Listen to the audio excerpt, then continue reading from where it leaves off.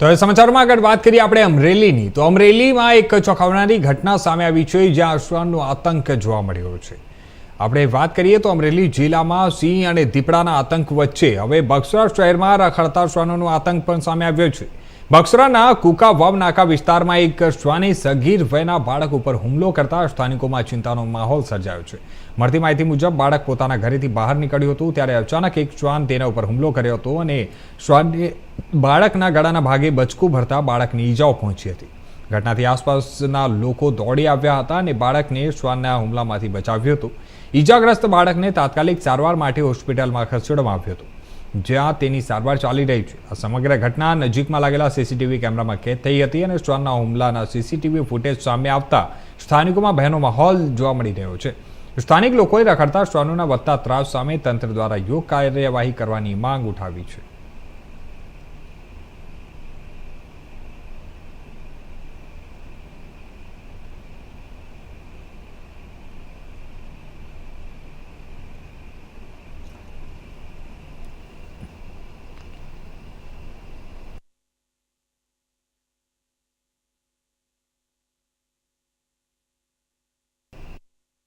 તો હવે સમાચાર